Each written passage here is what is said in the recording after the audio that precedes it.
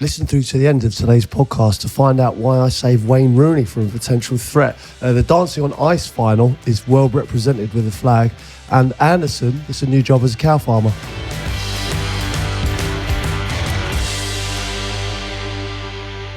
Hello and welcome to that Peter Crouch podcast with me, Peter Crouch. Got the notorious SID and Chris Stark with me. How are we, lads? Really good. Yeah. Yeah. Refreshed. Refreshed? All good. Yeah. Bet you are. Yeah, you guys? Very good. Yeah. It feels like we're all keeping secrets or something. We're not. No, all good.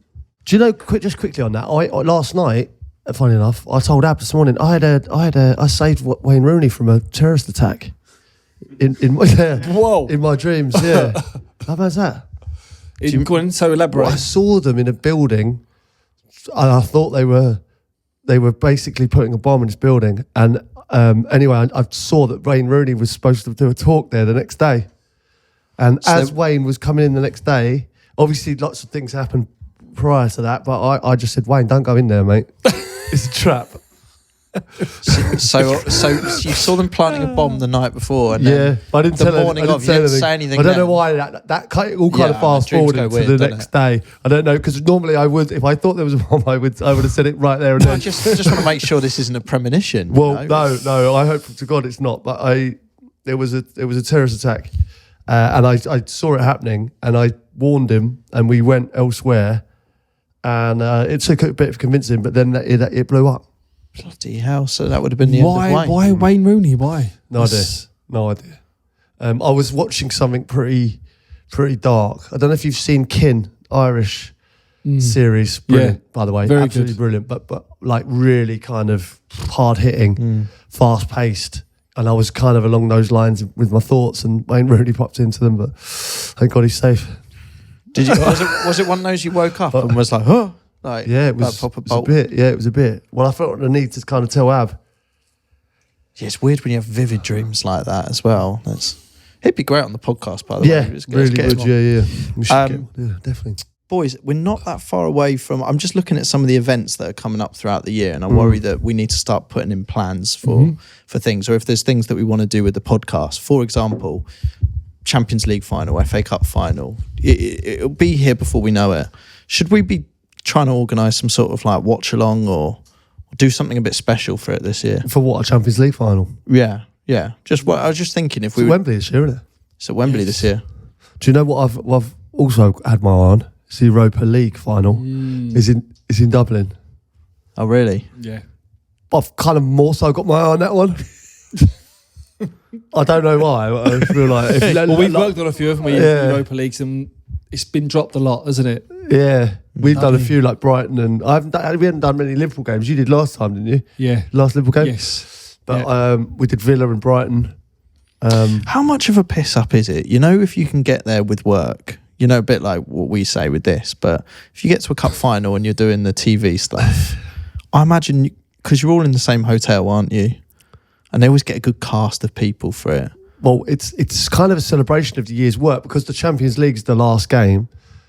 It's kind of a celebration of, you know, all we've achieved that season as a team, and we'll go there and we'll let our hair down a little bit. It's a bit like a Christmas party, I guess, for you guys, is it? End of season party. Yeah, because I remember you got involved in the last Champions League final, didn't you? Yeah, there was some story involving. This is all coming back to me, so I'm not sure what can and can't be said. Yeah, we'll just say it. But throwing it out there, wasn't there a story involving someone's handbag? Or someone was sick in your... Yeah, it was. Yeah. There was a member of Manchester City's team. That was it. Threw up in another member of the City team family's handbag. Yeah. If ever you can throw up after a game, it's that one, I think. Okay, throwing it out there, and you can bleep it out if this is not allowed. I'm going to say a name to you. I've heard this story. Well, there's one player that doesn't drink a lot, with one player that does drink a lot. Rodri. No comment. No comment. I'll be intrigued to know if that goes out or if this story is actually out there already. So was you I'm with not all sure. the players and their families were in our hotel. Yeah, players weren't, but the families were. Yeah, so we'd heard that story through the families. Yeah, you see, I think that's the thing. These finals come around quite quickly. It's a bit like festival season. And I think we should be getting really involved this year. I got a message of someone on Instagram. He was talking about getting the flags prepared for festival season. And I was like, absolutely, go do that. You know, start preparing for a summer. Well, do you think Euros what as well? about, do you think you could get a flag at potentially a Champions League final, Europa League final, Europa Conference final, or a Euros match with kind of a few of our slogans on there? Do you know what I mean? So that'd be great. 1,000,000%. Just parched, or piss off Carl, something along those lines. Puddings is massive. Yeah, or can you get that? Do you mean just football, or are we talking about every major final? I just think, big games, but also I went to Glastonbury for the first time this year, and I did see a few of our slogans on, like piss off Carl was the main one, parched on a few flags, and I was so proud. Yeah, it was a special moment for me being at Glastonbury for the first time and seeing the flags. Like the ones they have in the those big ones flags on the pyramid stage. just imagine Puddings is massive, Sid, and a picture of Sid. There was a couple of those.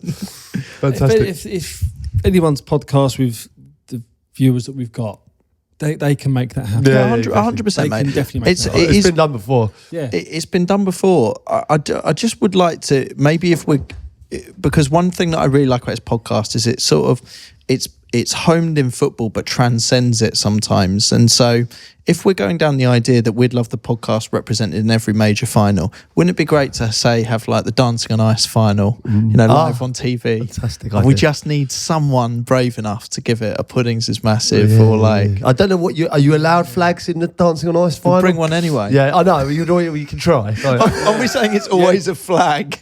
Because that's great as well. Yeah, well at the darts they do. I've seen a load of cardboard. There's something funny about flags in places where you're not even getting randomly, like as if they're in the COP and they're at the Dancing on Ice final. Dancing on Ice final would be the dream, wouldn't it? Why Dancing on Ice? I don't know. It's just I think it was on last night. It was on my brain. X Factor, live eliminations. Is X Factor on anymore? God knows. I don't know. Sure it is. But I only found out the other day. I spoke to Alan Carr recently. I said, God, I must come on Chatty Man sometimes. It's been gone for 15 years. No, did you know that? No, it's not. It's been. I didn't realise. It's not been on the telly for like 8 years or something. Oh mate, TV's a mess at the moment, isn't it? I thought that was quite a good show. No, but it is, but TV's a mess because you don't know where you're up to. There's old shows that have come back. Gladiators, obviously, yeah. I think Family Fortunes or one of the, or Catchphrase is back. Deal or No Deal is back with Stephen Mulhern. All excellent shows. They come back. Shows that you think were on are not on anymore.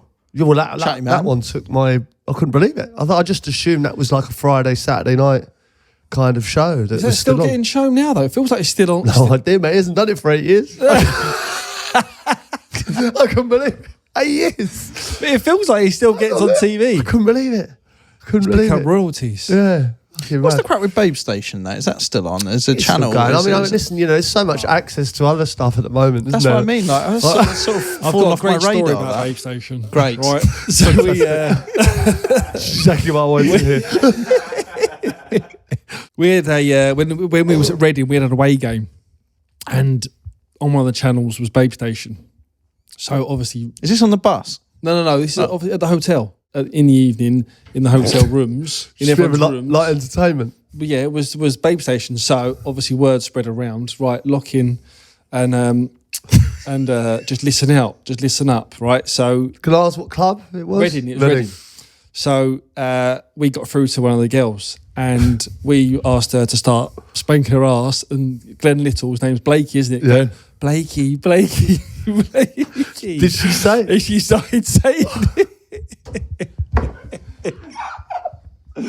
And it went through to all the rooms, and the WhatsApp group was just going crazy because we didn't tell no one what was going to happen. We didn't tell no one what was going to happen. Oh, wow, that's incredible. Feed to Blakey. I mean, it's a great story. I never really I remember having a few drinks once, and I bought on one of those shopping channels. I bought I think it was a washing machine or a microwave. I don't remember what it was, but it actually did turn up. Couldn't believe it. I think it was a washing machine. It was something that I didn't put it They in. sell it so well on them things, don't they? I still think we missed a trick with this podcast. But even when we had the low, we sort of need a product that we can get on one of them channels because you sell shitloads. We spoke to really Babe Station, believe it or not, didn't we? Like, we were behind the scenes. We were trying to get, obviously, Dave, when Dave was here. Dave was trying to get Dave's station going. And Yeah, but what I never understood about that, we could have done Dave's station. We have cameras. We could have filmed him on a sofa.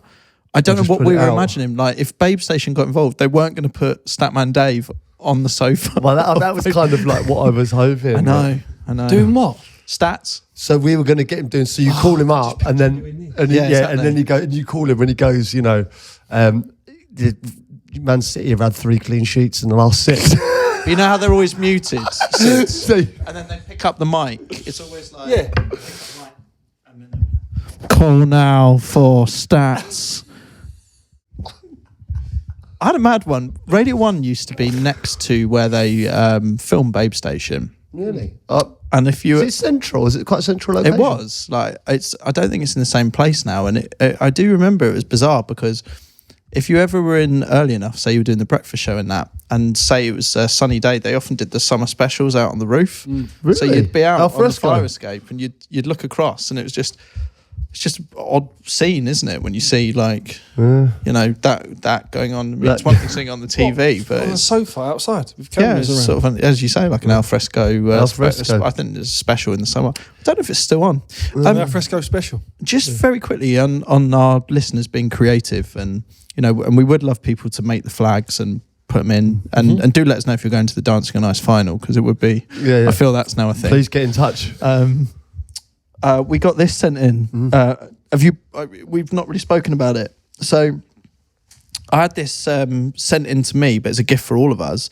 And one of our listeners has made a kind of a picture of us, and we love it. Great. Right? That is great. So I just wanted to shout him out. His name's Connor, and I want to encourage a bit more of this. Like, he's obviously a bit of a kind of artist, and he's drawn us all sat here doing the podcast. Describe it, Sids, for anyone who's I mean, listening. Joe, what? Everyone's got. I mean, like your attire, it perfectly matches your gear. Got the Hawaiian shirt on. Yeah. Looks like he's doing a festival. Barbecue. It's just Barbecue. sniffs of barbecue, doesn't it? Crouchy, you got the famous red number 9. Yeah. England top. Yeah, long sleeve. You said to me a little bit like Barry Gibb. You got a Barry Gibb esque. That's not the first time I've been called that. Actually, Well, it's the colour of the beard, isn't it? It's the colour of the beard. I have been called Barry Gibb before. It's not my finest hour. I'm not sure. Although Barry Gibb in his day was a handsome man. Listen, you're very handsome. Thank you. And Stevie Sids has got the famous Reading shirt. Looks like the 106, maybe the 106 Reading shirt. Missing a few wrinkles there. He's done me proud. He's done you proud, yeah, with nice pudding in front of you. Yeah, and you get your Yeah. hand down your shorts by the looks Yeah, of it. well, he's got a massive The right pudding in front of hand him. That's why. Incredibly excited. But it's wicked. And so we just want to say thank you. And please, if you want to... Hoi. Shit. If you want to send in some art, please feel free to. Because we can decorate the pub that we're in now. And that's the plan with that. But just very quickly, before we get into the podcast, just want to shout out Connor. Says he lives in Perth, Australia, but grew up in Reading. Oh, wow. Wanted to send this in, says to show my appreciation for the countless laughs and entertainment I get weekly from the pod. Wanted to make you guys a little design, Chumbawamba. Nice one, Connor. He's got a question for you though, Sids, at the bottom of this. Thought it kind of hits you from nowhere. Get ready. I'll be interested to hear what Notorious thinks on the current situation at Reading. Football has a huge Reading FC has a huge ownership problem. Hopefully things can brighten up soon. Yeah, they're in a bit of dire straits, Reading at the moment. Di Young, the owner, I think if you look at previous histories, has he taken 2 clubs into administration or one club in Belgium? It needs change of ownership. There's a lot of stuff that's not great there at the moment. You know, the team's quite young, about to sell their better players, but I'm sure it'll come good. Well, it feels to me like this is what we need. You know, that fit and proper test and the financial fair play. This is for clubs like Reading that's what it's needed for. Like when I look at Newcastle and teams like that want to spend but they can't. Like, I don't think that's what what the rules are in play for. They're in play for. It's obvious that they kind of that's like a state-run team. You know, like we want to see the best players here. I think we could let them buy players. You know what I mean, but with regards to Reading, like obviously he's not a fit and proper person to be running a football club. No, because he tried to buy Burnley, I believe, before, and it got kiboshed. So how did he end up owning a club like Reading? Exactly. Obviously, history speaks for itself, but he has put a lot of money into his club. Infrastructure, the training ground. He has been ill-advised. Some stuff is done as well. Players that they've bought, money they've spent, giving out far too much wages for that division.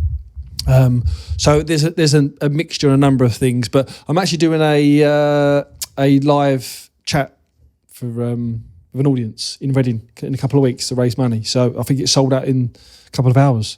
Oh, so great. It should be good. In Tylerhurst, I think it is. So well, there you go. Yeah. We'll tell Connor to get himself down there. Yeah, That's nice it's, one, Connor. He's living in give- Perth now. So I'll give him a shout out on the nice on that night. All right. There we go. Superb. All right then. So today's podcast, what are we talking about? Yeah, today we're going to talk about retirement, really, and like the next chapter. And obviously, you know, I've kind of done this before, but I thought we could dig down into how the Sids felt.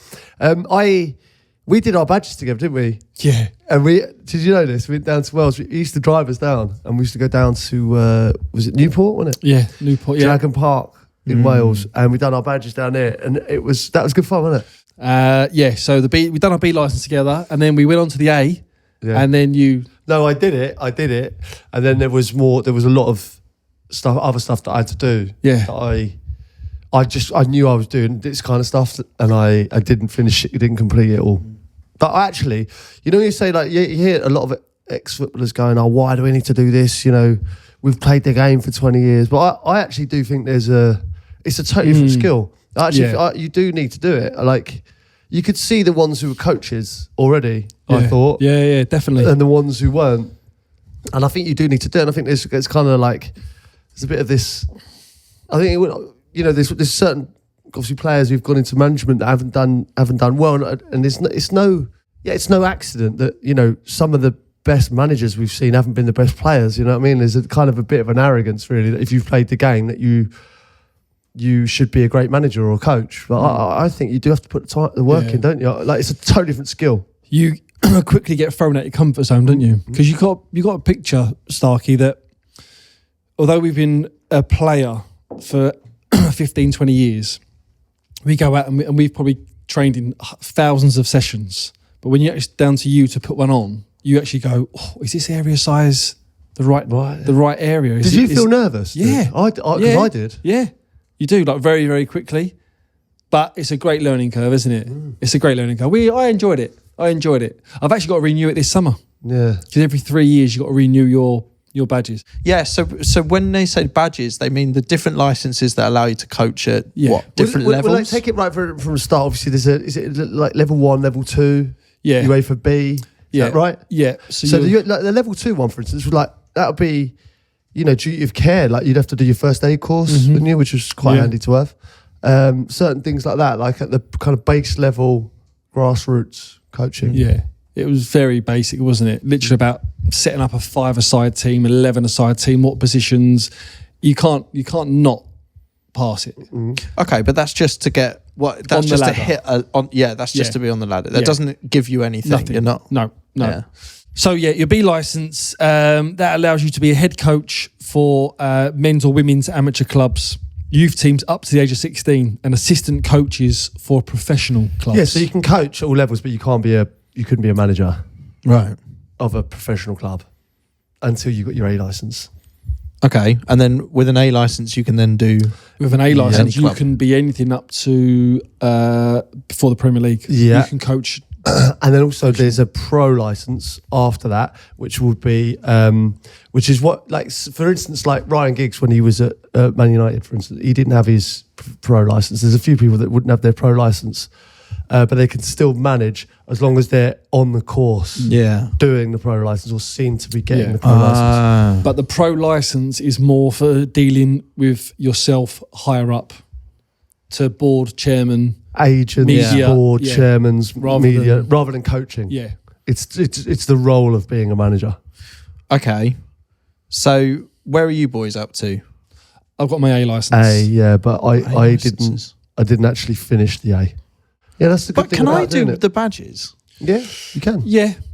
You can get. Why make no, why- anyone why- can do it. What I'm saying is because there's only a certain allocation, so only 30 people there a year can get on these courses. So they would, rather than have, So it's about who you know. not necessarily, no. They might have someone at, Arsenal's academy and, genuine young coaches rather than someone that just wants to just jump on for the crack. Well, I think that's one way of looking at it. What I'm saying is we could have listeners. There's a very good chance someone listening to this is a better manager than most managers out there. Through either having done it through Football Manager or... Yep. Or how, and I'm interested to know how they can pursue it as a career if they want. Well, we had Mark White on, didn't we, who said that he's absolutely no way he's doing any of the badges, even though he is a manager with hundreds of games But he's going to experience. struggle with that when it comes to technically needing it, right? But yeah, but he said it's just he just won't do it out of principle now. I just think there's people in every group of mates. There's that one mate who is just so knowledgeable on football and potentially has it in them to be a manager. I'm just interested to know if they could, They could, yeah. go and yeah. get their badges Yeah. done. They can, yeah. Yeah. You can go and get your badges. Yeah. Yeah, okay. And like you can have them. It doesn't mean Man United are going to offer you the job if you've got a pro license, but you can get to that level. I think it's imperative if and when you get your A license or B license or coaching licenses, you earn your stripes. You go down, you do youth team and under 16s, 14s, wherever it is, because you can learn your mistakes there. That's what I done with mine. So are you going to do the pro license? No, probably not. Not in a minute. But so Sids, right? When you did retire, Yeah. did you kind of went down that route, didn't you? The coaching route. Well, I had two. I done both. I done the coaching and I done the media at the same time.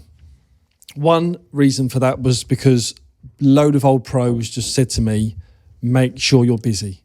Just have a structure. You're so used to having a structure and a routine. Make sure you've still got it. So I threw myself into coaching at Brighton, and I said with that one they was going to make a roll up for me, and I could come in and do little bits. And I was like, no, I'm going to do the whole lot. Evenings, the daytimes, and then I'd flip that as well with the media and see what one I kind of enjoyed more or what one took off. And I ended up going down the media route because with the family and the kids, I wanted to spend time with them, watch them play football and, be a dad. And because once you get involved in coaching, you can't pick and choose where your jobs are. As a player, if you want to go and play in Birmingham, you can kind of pick what team or an area. With coaching, you don't know where it's going to go. You can't say, I have to coach in the south of England. That job might come up in wherever up north, and you've got to go and do it. Yeah, you got to go and do it. Yeah. So it's good. It's good that there's these standards with managing, though, that you do need these badges. Yeah. Otherwise, you don't really have it in podcasts, do you? Like we should be, and actually would solve It's a lot. fucking lawless, isn't it? Do you know what I mean? Yeah. Like everyone's We just got rolled two up or here and three. just look at us. We've been in shambles for about 10 years now. This is what I mean. Like maybe it'd be healthy for the industry to have different badges and licenses to stop. There's just some shit Rogue out pods. there, isn't there? Like there really is. Like Well, the thing is now, would we get like an honorary kind of, because we've been doing this a long time now, you can't take this away from us now. Do you know what I mean? Whereas Man United. you saying like now, we're not Man United, but we've been around a while. You know what I mean? We're like if there was a Super League, we'd be in it, I reckon now. Do you know That's what I what mean? I'm saying. Where are we classing this pod? Where are we classing? Well, I'm saying, like, listen, it's Well, it is been- what it is. It's always been done well. If there was the equivalent of the breakaway, the Super What League. I'm saying is, if we'd be in the We'd be conversation, in the I'd want to conversation. sit at the table. Well, no, I know what you mean, but there's different styles. Like we have an old school coaching style, right, where it's technically, a bit rough around the edges. You say the odd wrong thing, things like that, but people are happy to sort. But then you've got your Guardiolas like Stephen Bartlett, and it's all very slick. He's like a and man, it's like a Man City. He's got a huge his camera set There's an up, so infrastructure it's behind like- him. Do you know what I mean? He comes in all smooth, and it's Well, all I've been on there. And there was a camera that was running on its own. Yeah. I couldn't believe it. That's I mean, what it I was mean. phenomenal, and it was like moving like all around, like 360. I mean, he's the Man City of podcasting. He is. And then you've got you've got Do Barcelona. Do you know what I mean? Yeah. And he's been doing it for a long time. It's a few up and coming ones, and there like a few Newcastles. Yeah. Where would you put us?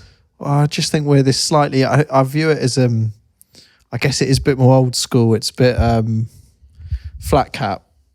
Do you know what I mean? That manager. If it were a fan's favourite, even from other podcasts, they like maybe. our pod. So Sids, that was like for you a purposeful, like you could be coaching a team right now, or you could be on with us doing the podcast, and you liked what you saw. Yeah, I mean, I enjoyed it. I was doing, the media stuff at the start. I was doing the stuff with BT Sport, which is now TNT. Sky, I was more freelancing, and then I signed a contract with BT. And I got a bit of coaching. I mean, I was one of them ones as a player that I got thrown, every club that I was at, I got thrown in front of a camera. Sids, you speak well. Can you go and do this interview before the game, after a game? And towards the back end of my career, everyone was like, you should seriously consider going in and do some media stuff. You're really good. And it was just a natural progression. Yeah. And then I got coaching because he's actually really clever. I sat down with, so Matt Curtis was the producer of the Score Show, who now does the American one with Thierry CBS. and CBS. And he was like, listen, really like the way you come across, got likability. I'm going to put you in touch with Rob Noffman, who was absolutely a genius. Rob Noffman. I spoke to him. Rob's great. He was BBC, and we'd done some coaching and little golden nuggets like. What do you mean coaching? What, There's like some media coaching. Yeah, media coaching. So things like this. So it would be. So for instance, a replay. Whenever there's a replay, so if you're doing co-coms and you're the co-commentator, when a goal happens, there's always 3 replays. So they'll tell you when to speak over the replays, when, to have your input. On the really good goals or an outrageous goal, there'll be 5 replays. So you got to just spread your words, and you don't want to shoot your load too early, basically. Was that technical term that he used? That's what Rob said. Yeah. Basically, Rob sat Sam down. Said, don't go too early, son. So that's on the visuals of when you're commentating. Then there'll be things like radio. So when you're the radio, you got to remember that you are the eyes of the listener. So you've got to paint the picture. They can't see what's happening. With TV, they can see what's happened. You're explaining why it's happened. With radio, you need to paint the picture. You knew that before, though, didn't you? Yeah, no, but not as like when you're elaborating as much as this. So there's some golden nuggets. I do think that is good. This sounds like when people give you wise advice, but it's kind of obvious. That's what it sounds a bit like. Rob's gone down Sids. No. The key thing about radio that you need to remember. But I forget that they on this. Can't. You are the eyes. Yeah, but I forget that on this. Like, we sit here and go, oh, that looks great there. But I forget to say to people that are listening just on the audio what it is. You know what I mean? That's fair. I think you do forget that sometimes. Yeah. And you'll be surprised that how many people in the media have had training. There's loads. I'd say 95% go in and now have media training and get ready for it. So aside from the sort of the media side of things and the coaching side of things, when you were playing football, how well, looking back, do you think you set yourself up for life post football? Because I would think in your industry, it must be a complete stress. You're getting all this money, and I assume it sounds like you're getting this advice, but it's knowing that you've got this finite amount of time, or is it just not present at mind, you regret? I was really scared when I was playing. Obviously, I was so lucky that I played till I was 38, but I was so scared about retiring and kind of not having a purpose or not having something to do that I kind of took on probably a little bit too much. Like I was trying to do my badges, and I was trying to do the podcast, I was trying to do this, I was trying to do that. And it's only now that really I feel comfortable to be able to scale it back. And, I took on probably a bit too much, and because I was so worried about it all really. And like, you just hear so many horror stories of lads like just finishing and then going, oh, I didn't know what to do. And I had so many people telling me to do your coaching badges, just to have them while you're still playing, because it's so hard to... Because you're at a training ground, you've got kids that are it's all there, wanting to be coached by one of the first team players. Like it's all there for you. But the moment you come out of a club, you're then at home and you've got to call round. Can I come in today? Can I, to use the, the teams to coach, and that's so hard to do. Whereas when you're actually at the ground, and it's a bit of a ball ache, and because your main job is playing football and being ready for a Saturday, and to stay in the afternoon, it's a bit of a ball ache. You know what I mean? When you're getting ready for a game on a Saturday, but God, that's great advice for any player. Definitely. I think, to just do it and get it done because, it's... Do you mean whilst you're playing? Whilst you're playing, because you're at the training ground every day, and the youth team are there. You can literally just cross over or go next door, speak to the academy director. Yeah, but is that how it works? So you for the badges, you're literally working with a team. They get the kids back in the afternoon. They'll say, like, we got a session in the afternoon, you take it. And the assessor might come down and see you with the, I used to take Stokes, under 16s or 17s, and I just put on a session, and then you kind of assess that session. So I was doing that at Brighton when I was at Brighton. I was doing that as well, but then my transition to retiring was really quick because I had the injuries. I had the 2 spinal surgeries, so which was for me to call it a day was really tough. Yeah, how did you feel? Because I didn't have that. Like I obviously very blessed that I called time on my own terms. Yeah. Like for you, so you see it coming. I never knew when my last game was. That's the hardest thing for me to take. Like you give so much from 6 years old to when you give up that you just go. I'd never see it coming. So I never knew my last game. It'd be lovely in a fairy tale to go, I went out this way, or I knew my last game and I could enjoy it with my family. I didn't know when my last game was. I didn't know that was going to be my last game. But how were you like mentally with that? Like did you struggle? So my last year of my contract, I was injured at Brighton. So I had spinal surgery in September. I rushed rehab, and then had a reoccurrence, and then but family life outside was really difficult. So my back was that bad. I couldn't get my little girl out of her cot. I couldn't play football in the garden. I was waking up in the morning. I was shuffling to the toilet, sitting down, having a piss, walking to the sink, squatting down because I couldn't bend over. And I remember the missus looked at me and she was like, "You can't keep doing this. You can't." You look at your state of you. So when I decided to have the second spinal surgery, he just said to me, "Listen, I can get you back playing." The surgeon said, "I can get you back playing, but for the next 10, 20, 30, 40 years of your life, you need to look at your health." And I remember breaking down and crying to the missus in our ensuite bedroom. And I was like, "That's it, it's me done." And it was and she was like, "That's it." But it felt, when I said that, it actually felt like a big weight off my shoulders to go. And then it was a case of then going into work, letting the medical team know, and then I just see that season out. And then as of that last bit of the season, I was preparing then, right, am I going to go into coaching? Yes, let's try that. Spoke to Brighton. They said, come do the academy. Done the 16s and 18s. Brilliant. But it's good they give you the choice in that instance, because as an employer, if you're hearing that technically they can get you back to work,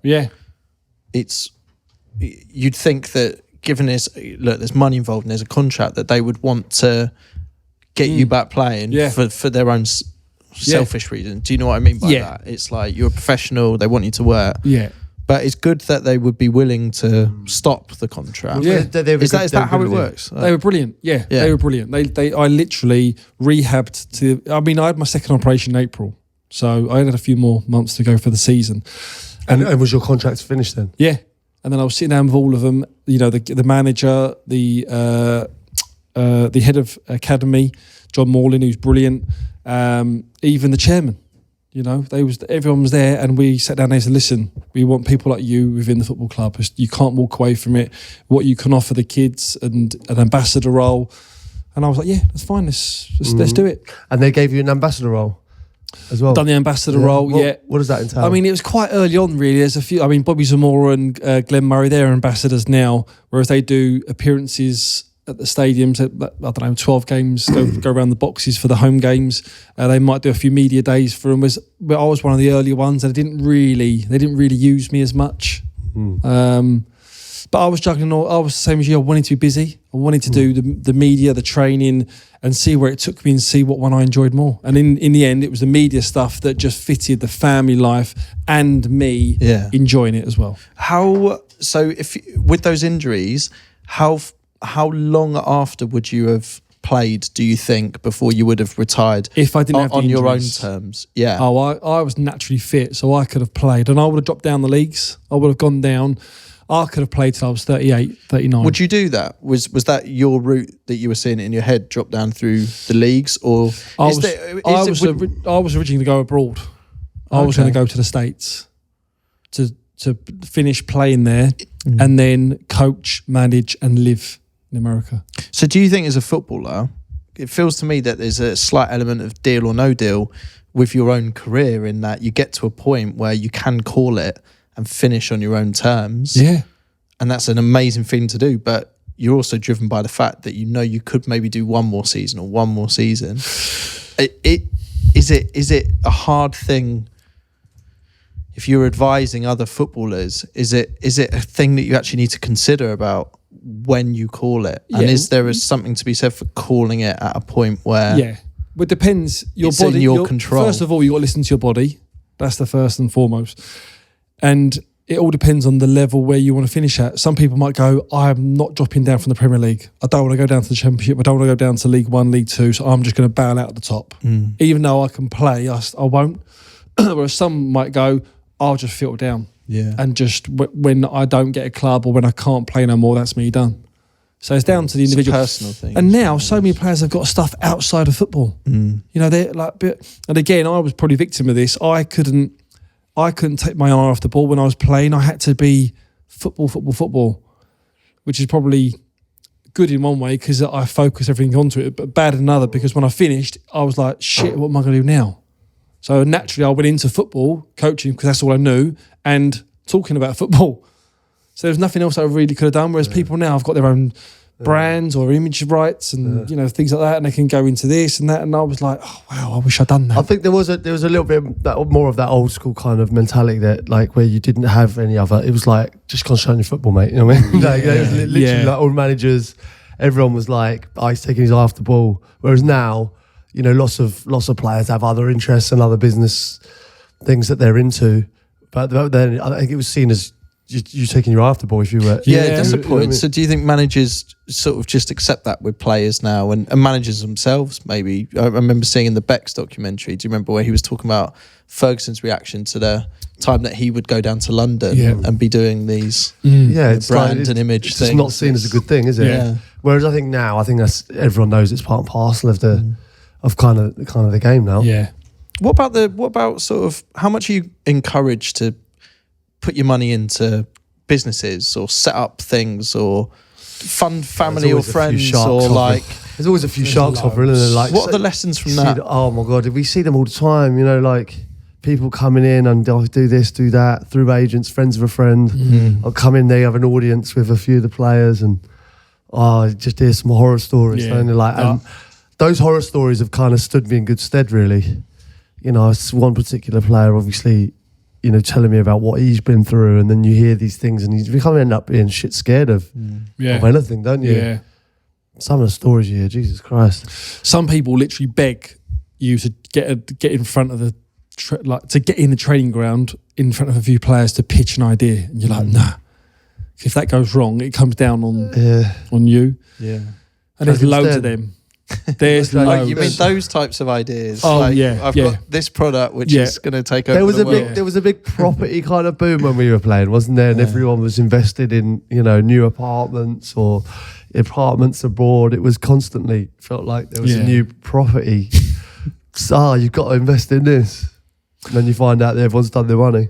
Film schemes was a bad one with the tax man. Hurt a lot of people got involved in film scheme. Yeah, so it was a huge thing where everyone said it was huge tax relief on, you know, investing in up and coming kind of British film, wasn't it? Yeah. And it was like to help the film industry or something. Right. So there was a tax break for people to invest in a legally in a film. Yeah, legally. Yeah. But apparently it became illegal, and lots of people lost a lot of money through that. I think it all depends on who's around you. If you've got a good team of people around you that, you know, they're looking out for your money at interest, and you are open to them as well, and if everything that comes on the table, you go, yeah, I'll run it through my people, and you go, look, is that worthwhile? Is that good? They'll go, yeah, that seems all pretty much good, you know. So I've seen certain people, you know, like in really high up jobs. I don't think it goes on these days probably as much, but high up jobs in football clubs, and you'll speak to them and they'll be like the player liaison, but that they go, oh, you need to buy this house, and you go, well, obviously imagine all the developers that want to get into that, right? So the developer wouldn't go to the player, but you go into this player liaison officer who then be like, well, yeah, I can get you, could you sell this house to him and I'll give you this. It's easily done, isn't it? And you can see how it happens.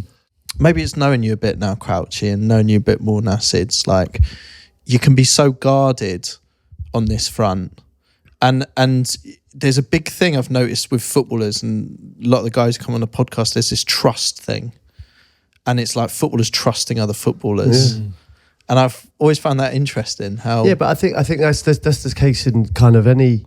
Even when you're getting, film, for instance, when we've had players on here, I think they'd be very different here than they would be on a regular interview. Because they know that I'm vouching for everyone here. They know that I wouldn't stitch them up. Yeah. And I want them to be open and honest, but I'm still going to go, you said this, are you right with that? I'm never going to put it out and go, oh, that was juicy. Yeah. I mean? Whereas lots of people in the kind of media would do that, and they would wait for them to say something and then jump on it and go, that's great for us. Whereas I would never do that. But keeping hold of that whilst you're doing what you call media, which kind of covers, I guess, everything, podcast, TV, is it's not that they're at conflict with each other, but it must sometimes not be tricky, but you've got to try keep that trust thing that has always served you so well with other footballers and bring it into a space that actually is about clickbait and juicy stories. That's why they want now, you'll see a lot more players. So like Crouchy will do a few interviews, and I've done interviews now with players through TNT or Sky, because they know if they send a normal reporter down to go and interview a player, it's just going to be the same kind of interview, sit down, just waffle out some words. If they see me or Crouchy come down, they know we're interviewing. You might get something different. Yeah. You know what I mean? It's just like you can chat about like, oh, I remember when I saw you, or this and that, or when we played together. Yeah. And you've got some common ground. There's always a slight knowing look. Like even the other week when I saw you doing a chat with the kit man in there, I could tell that you both experienced stuff together. There's a little twinkle in the eye. There was a bit, and like he's seen me. He was bizarrely, Brentford, wasn't he? Yeah, I mean he was at QPR when I was like 19. You know what I mean? He's seen loads, but it's definitely like. But obviously doing this podcast as well, I'm conscious that you want to get something that for the audience that they've never heard before and that kind of thing. But also, I'm not there to stitch anyone up. Do you know what I mean? I want something, as long as they're comfortable saying what they're saying, then that's the only way. I do think we could improve our business aspirations, though. You're two very successful footballers. We've got a big successful podcast here that we should be doing. We sort of ventured with the Lau that was out there for a bit, but there's been some amazing stories of footballers with their sort of side hustles and businesses. Yeah, I take my hat off to any footballer that finish their career and they go left field and do something. Oh, I love it. I think it's brilliant. It is great. Having said that, Sids, yeah, you've gone. Yeah, we've got a new little business. Sids has got a little business, doing well, isn't it? No, we're doing really well. Me and my best friend, he was in office fit outs, commercial office fit outs in town for the last 15 years. Worked for two of the biggest companies in Europe, probably, and he's got a loan now, and he's asked me to get on board. Box-free projects. We're doing all commercial fit outs. So what does that mean? We can do anything you want. We can do anything you want. We can, if you find an empty space that you want offices in, partitions, we can do Cat A, Cat B. We can strip out. We can make podcasts. He's got the lingo. The lingo, mate. Yeah, he got some half price. That's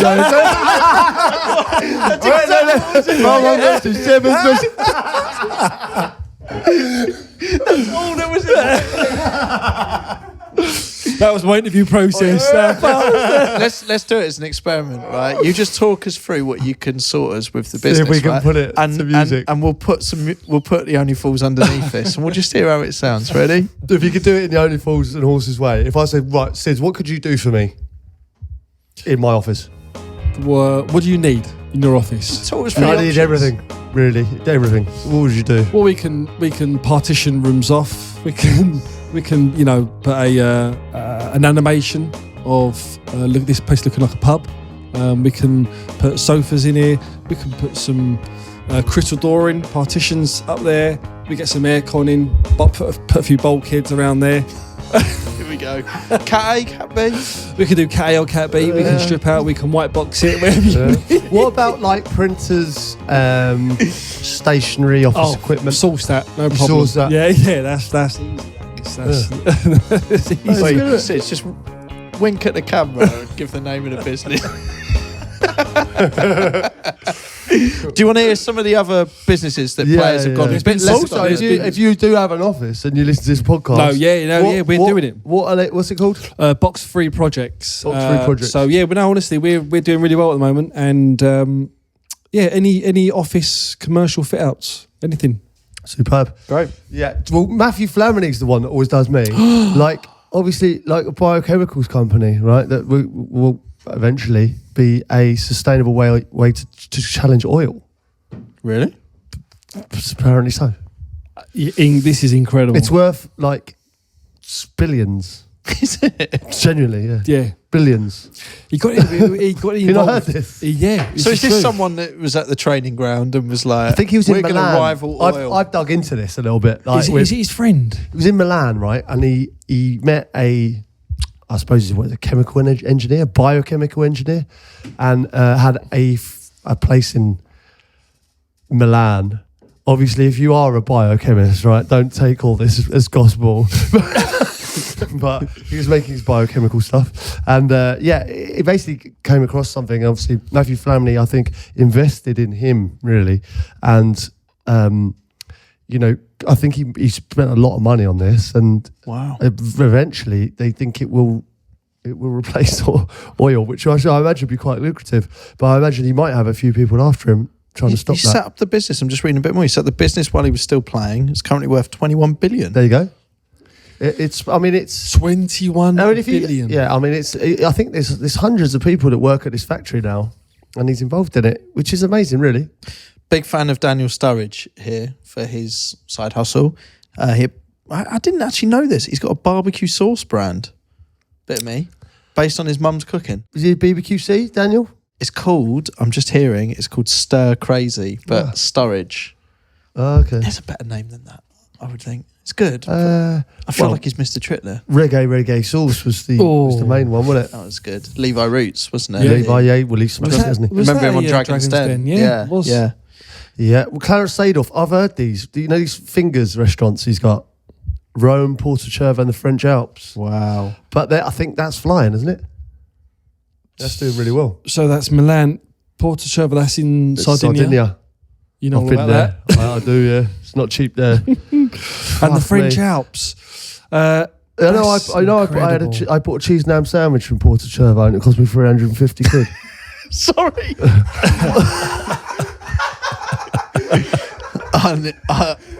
I can't deal with the quotes today.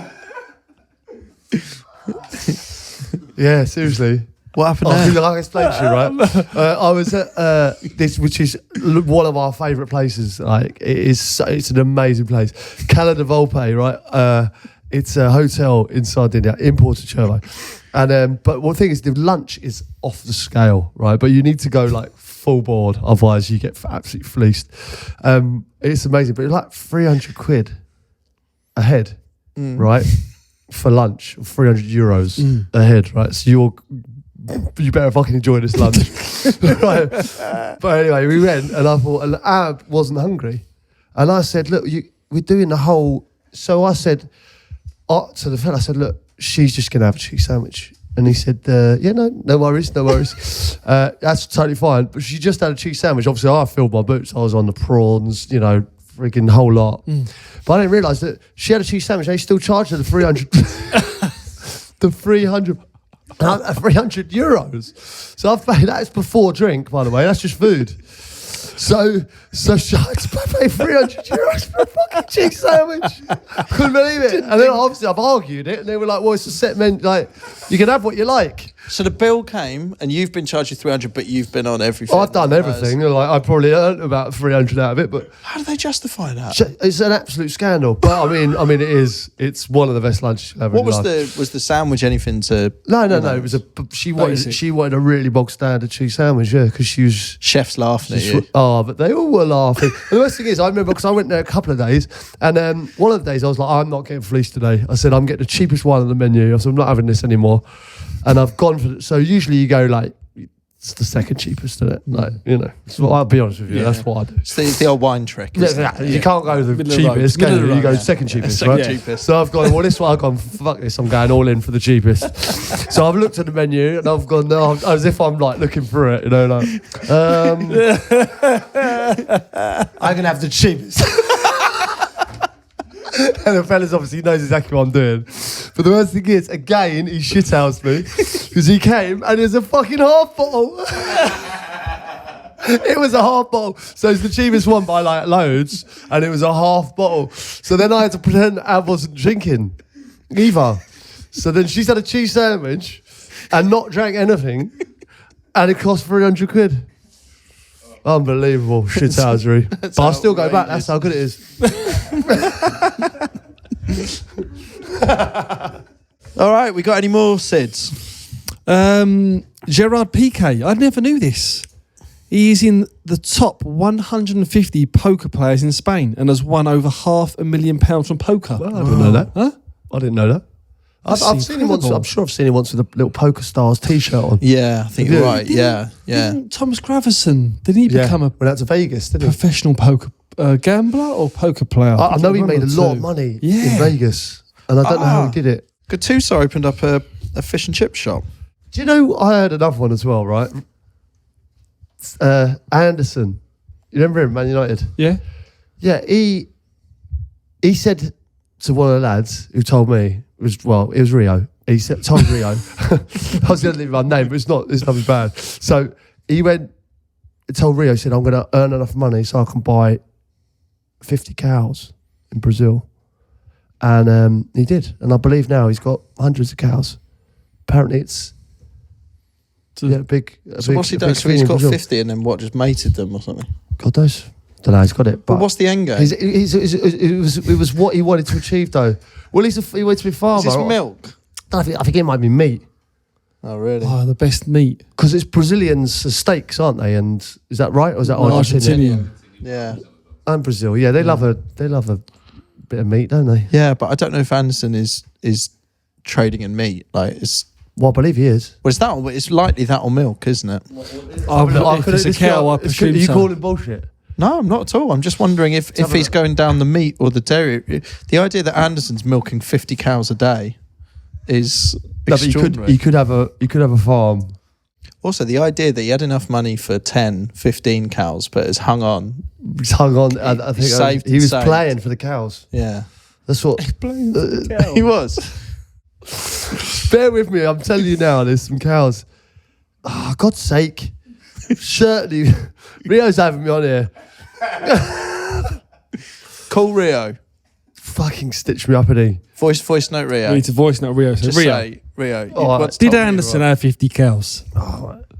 Rick, it's Crouchy. I'm just doing a podcast at the moment. I'd appreciate you coming back to me quickly. I'm getting a lot of grief from the lads who are telling me that I was certain that Anderson retired and bought a load of cows.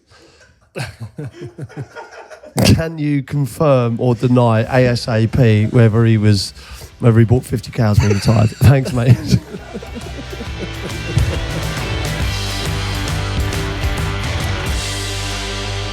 Well, I've just been given some information there from from George, our trusted producer, who said that Thomas Gravison's won 100 million in poker. Wow. And also, he was #1 in the world at Call of Duty. That's incredible. 100 million in poker. Listen, George is looking a bit nervous on his laptop. That's the way he shouted. I was like Anderson and the cows. He shouted his mouth off. I don't know. Of Daily Mail. I don't know what's... But #1 at COD is... Well, listen, I knew he'd earned a lot of money and he was in Vegas. No, I remember that, yeah. He's Yeah, I see that story. He's a bit mad. Well, what's mad? 50 cows or number one at cod? Cod or a cow? Well, just quickly. Which one do you on what I believe? was saying whilst we're waiting on Rio, if you asked for a cow He's in read your it, not- contract, would they likely give? But the thing is, I wouldn't know what to do with a cow. Do you know what I mean? Like, Because it's where the is old that? Jack and the Beanstalk, isn't it? That you What'd you- sell the cow for the magic beans. What would I do? You know, the thing is, what would I do with a cow? Really, I could milk it. But I wouldn't know how to pasteurize it. I wouldn't know how to.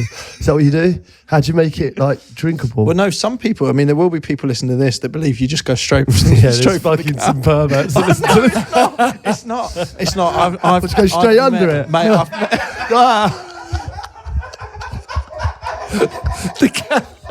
I've met some. I have. I've met Oh, I some. bet you have. I've met some. Fucking hell. No, I know some farmers that will say that actually you just get, you get your cup, Bottle it up. you get your cup and just sort of squeeze it in for the Good techers.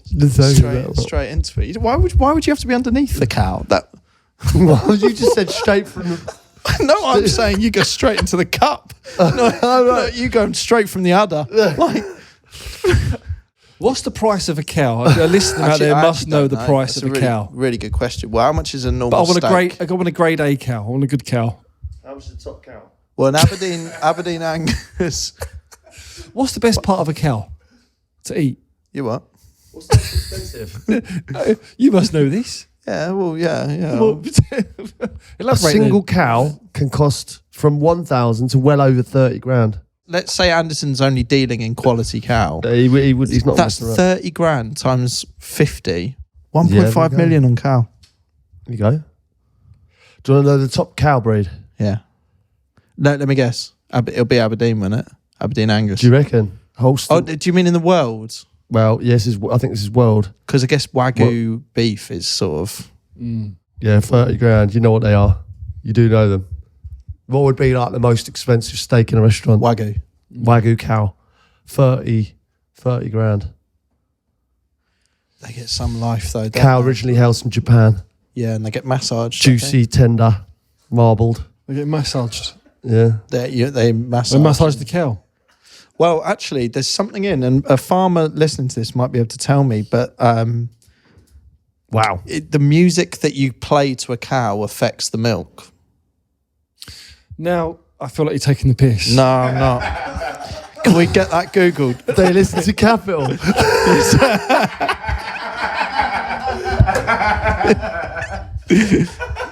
Music played to cow. Let me have a look. Just a quick one while you're looking for that. It Class- helps. Why? They just prefer it. They do. The cows prefer classical music. So calming.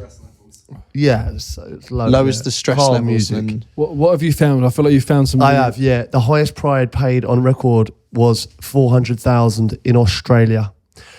The record-setting price for the most expensive beef animal on record, set by Anderson, previously of Man United.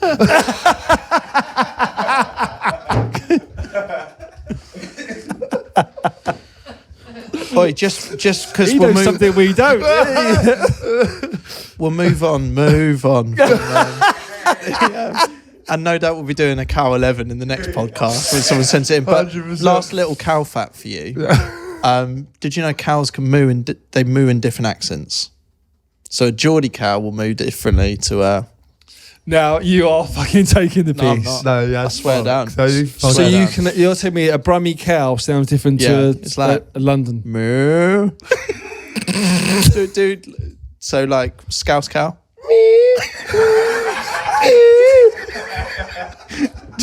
Geordie cow. Ooh.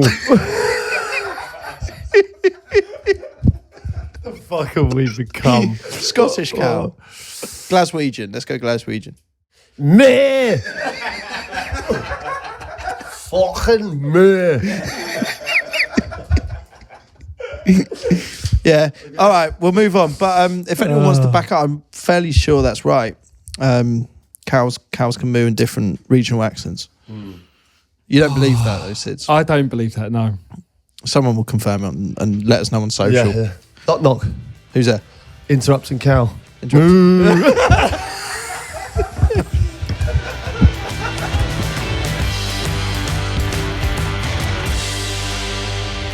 So I have had a message back from Rio. I haven't listened to this yet. Great. Just play it. So this is a reply, yeah, for the cows. Yeah. All right. I hope he backs me up here. I just heard this now. No, you know what? Yeah, he did. We used to buy cows. Like everyone's talking about, I just got involved in this. Investment, bought a few properties or invested in that, invested in that. And here you come with the shout from wide left. Like, random as you never know. Cows is a good market to get into. He's buying fucking cows, man. I couldn't believe it. But yeah, that's what he's into, man. I think he's done alright, you know. Loads of people eat cow, don't they? Loads of people eat cow, don't they?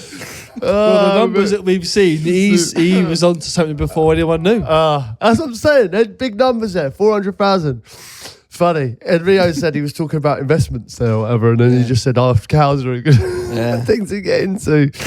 Well, listen, if you might hear about him, or if you do hear about him and his cows, how he's getting on, please get in touch. Right, should we go into a few messages? Yeah, we've rattled on so much about cows and terrorist attacks and various other things. Well, I really enjoyed today, but it just descended into something that, I was really enjoying kind of hearing, Sid's tales of retirement, what he was up to in this. And, there's a little bit of everything in there, but cows went on a bit too long. That's what retirement does, All right. Right, should we get into a message from Dylan? Yeah. Or the one from Pete here? Oh, we got to do Dylan. Yeah, I've just seen he's offering up an 11, isn't he? I imagine there'll be a cow 11 next week now. If I'm not mistaken. let's throw it out there. A cow 11 would be. Yeah. Good. Okay. Well, this week so far we've got a fishing 11. Willie Craballero. It's Jody Haddock, Mark Fish, Ricardo Corpalio, Rod Keane. Jason Mangate. Oh, that's the best one. Mangate. Steve Sidwell. You're in every one. He's in every one. He's in every one. Alongside Prawn Longstaff. Wayne Troutnage. Tuna Akpom and Nemo Salah. Mate, there's so many. What about Peter Roach? That sort of is there or thereabouts. Roach, yeah. Chris Shark and Sol Campbell. Oh, Sol Campbell, yeah, that's nice. That's good. Yeah. Solly March. Any other fish? Quick one. I can't not get a fish. Krabby Clancy. Actually, I take that back. I don't want to come for me. Sardine Holdsworth. Lovely. That's good. That's a lovely one. Well, thank God. Okay. Sid, do you need a fish? Or? We actually do need a fish. We will not finish this podcast until Sid has provided a fish. We'll have a drink and wait. It's like catching a fish, this. It's fun.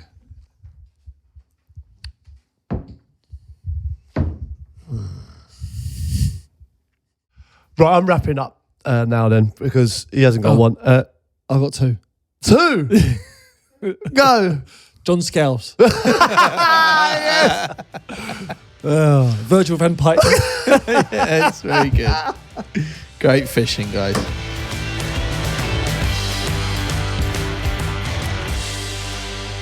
We've had a massive push on subscribers this year. We're up to over 100,000, but we want more, and that's down to you. So if you haven't hit subscribe yet, but you still like this podcast, hit now. Otherwise, you're a Carl.